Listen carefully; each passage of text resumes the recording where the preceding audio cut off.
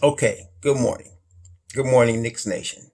So today, what I wanted to look at today is I wanted to actually look at a couple of college players. Like I did talk about draft picks in another video, but I wanted to take a closer look because a couple of players that I feel like, and I think a lot of you guys feel, should be on the Knicks radar in this draft is Aaron Nesmith and Desmond Bane.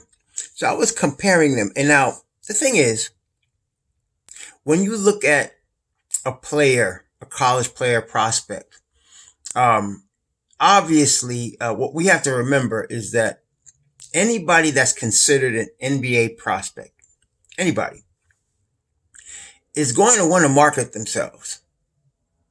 Because to get drafted into the NBA, and especially if you get drafted in the first round, that's guaranteed money, right? And the higher you get drafted, the more money you're slotted to make. It's at least for most of them, at least 2 years guaranteed money. In most cases, it's 4 years guaranteed money.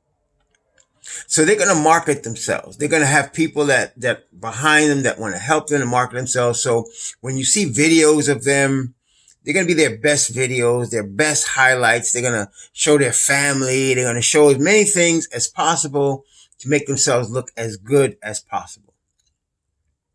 And so a lot of people get caught up in that and they get, hyped on a player based on that marketing. Okay. But if you're the Knicks and you've had 20 years of futility, right? And you've already had you have now not only a reputation as a horribly run organization, but you have a reputation for not developing players. And most of us as Knicks fans understand that's a deserved reputation. That they have a reputation for giving up on players too soon and not getting the full development done in the player. Okay. And even before this, like if you go back in Knicks history, they have drafted some of the worst guys. I mean, they've drafted some of the worst guys that can be drafted. A lot of their draft picks, most of their draft picks just end up on the scrap heap, And so between bad scouting and bad development, Knicks does not have a good reputation for picking good players and developing them and then keeping them.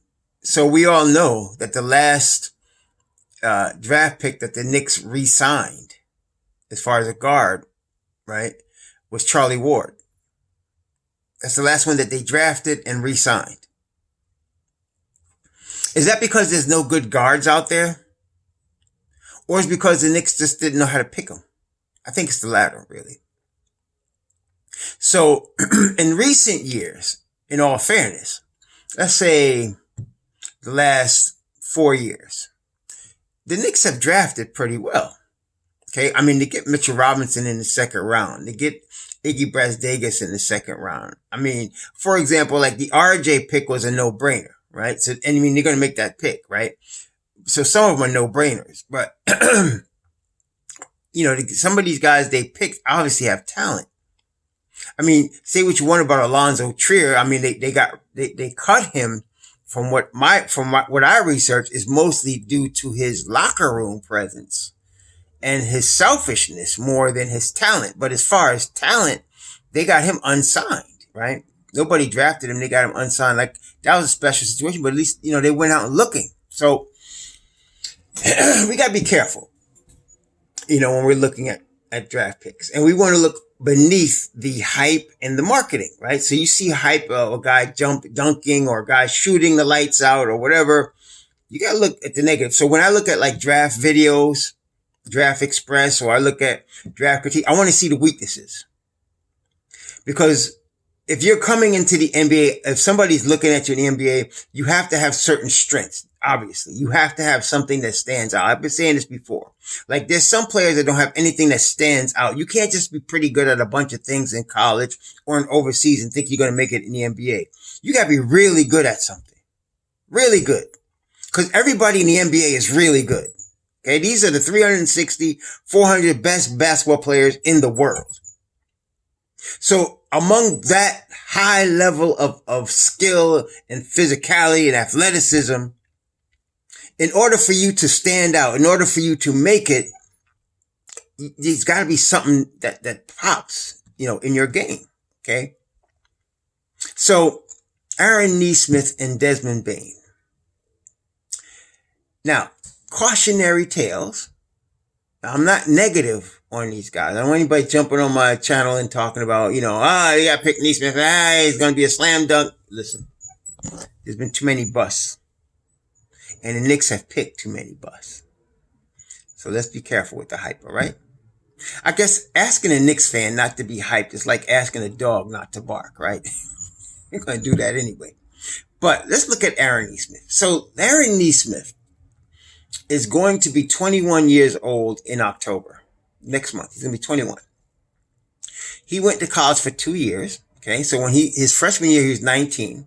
Okay, last year he was 20. Now he's going to be 21. He shot 52% from three, and that's what's getting everybody hyped. He shot 52% from three, and he shot 83% from the line, which gives you an indication that this guy can shoot the ball. What is Aaron Smith's calling card? Well, he can shoot the ball. Okay, but let's look a little closer. The year before, like his first year, all right. I was looking at his stats from his first year. And again, I'm not one that places everything on stats. I like the eye test also. All right. But let's just look at his stats. His freshman year, he played 32 games. All right. And he shot 34% from three in his freshman year. He put up about 6 threes a game and shot 34% from three. Average 11 points. All right. That's not what you would call a shooter. Now, even in his freshman year, even though he shot only 34% from the three, he did shoot 83% from the line. So even like if I was just looking at his freshman year and somebody said this guy's a potential, great shooter, I could probably buy into it because he shot 83% from the line. That's a very high percentage. Okay. But again, he only took 3 foul shots a game. Okay. Then this past season, when he shot 52% from three, and again, he shot 83% from the line. This time he took almost 5 free throws a game and hit, almost 4. That's pretty good. That's really good. But he only played 14 games. So was it that he's a great shooter? Or was he on a hot streak before he hurt his foot and decided to shut it down while he was at a high note, while the stock was high? See, I don't know. And he's 6'6", 213 is what he's listed at. 6'6", 213. So obviously, I think because both years he shot 83% from the line, obviously he has talent to shoot. But here's the next thing. He only played 14 games. Can he get that shot off in the NBA at a high level? Can he score at a high level in the NBA? Now, from the videos that I have seen, and this is the thing, he excels from the videos I've seen at catch and shoot. He's a really good catch and shoot guy. And I see a lot of guys when they're negative on a player that can shoot the ball saying, well, he can't shoot off the dribble. Not everybody can shoot off the dribble. And if you, in the NBA, you can set your player in a position that he's a catch and shoot guy. That's no problem. Like yesterday, I did a video on Damian Dotson. Damian Dotson is not an off the dribble shooter. He's a really good catch and shoot shooter.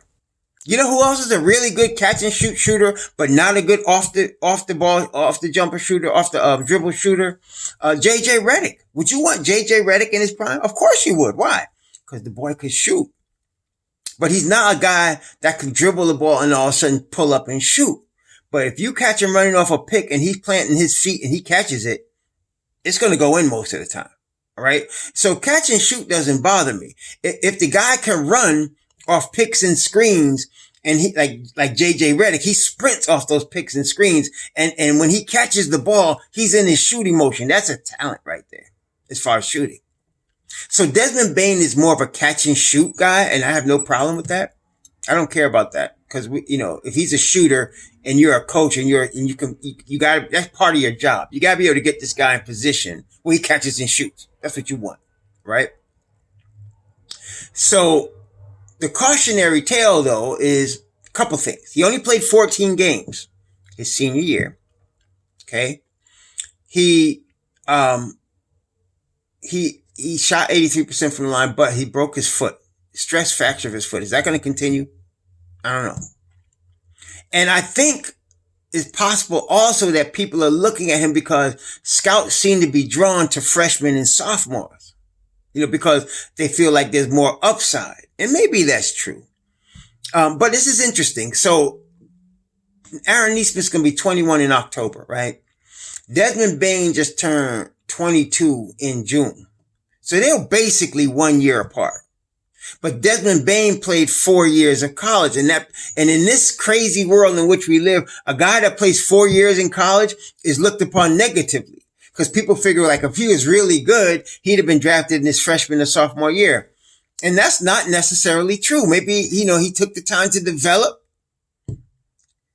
Okay. So with Nesmith, the thing is that if him and Bane, now let's talk about Bane for a second. Like I said, Bane just turned 22 in June. Okay. So, and he played 4 years at TCU. And in the 4 years, here's his 3-point shooting percentage in each of the 4 years. His freshman year, he shot 38%. His sophomore year, he shot 46%. His junior year, he shot 43. And his senior year, he shot 44. That's consistent, man. That's very consistent. That's very consistent. His free throw percentage, 77, 78, 87, and 79. Very consistent. Like Nesmith though, or unlike Nesmith, he doesn't get to the line too often, like 2 times a game, which tells you he doesn't go to the basket a lot. Like he's more of a shooter. He doesn't go to the basket a lot. And he took, like in his senior year, almost 7 threes a game. For his career, he averaged 4 threes. So he puts it up a pretty good clip, and he's hitting him at a pretty consistent rate. So with Bane, I see another catch and shoot guy that's a consistent shooter, but maybe he's not a guy to attack the rim. You see, with Nesmith, he shot 5 free throws a game this past on the 14 games, which tells me he attacks a little bit more. So if somebody tries to close him out, he will probably attack the rim pretty hard. And that's a good thing. That's a good thing.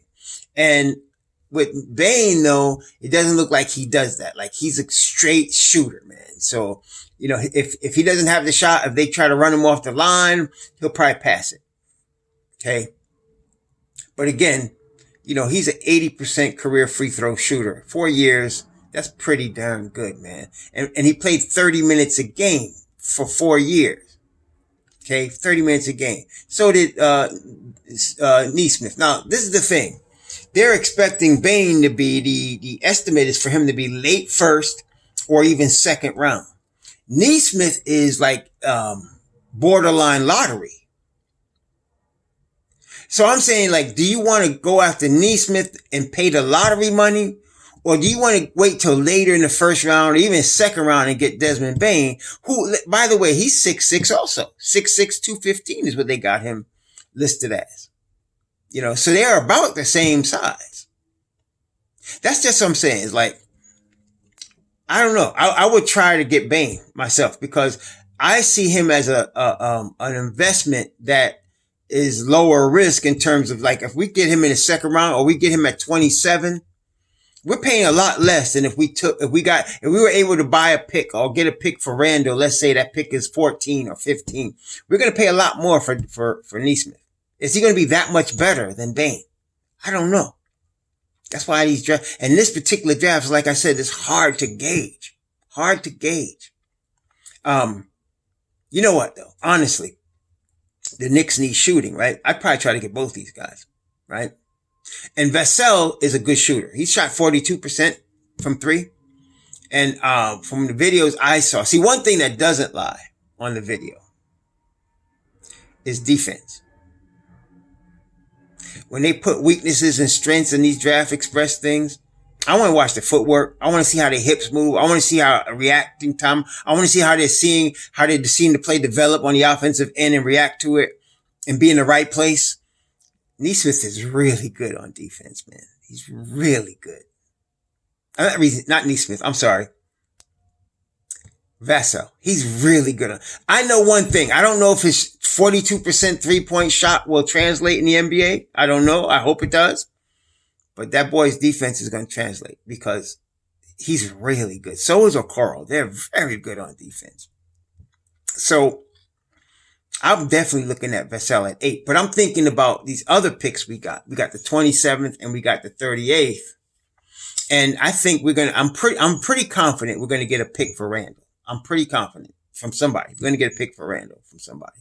So, and I'm not sure where that pick will lie. It could be early second round. It could be low first round. It could be mid first round. We're going to get a pick from somebody for Randall. I'm pretty sure of that. So with that pick, that's where I'm looking at this, because with that pick, you might be looking at a Nesmith if it's in the middle of the first round. Okay. You might be looking at a Nesmith, but I'm saying, like, do we want to do that? Do we want to do that? We get Vassell, that second pick. Do we want to get a Jalen Smith if we could, and then wait till later and see if we can draft Desmond Bane? That's what I'm talking about. See, what do you guys think? Let me know in the comments. Shalom.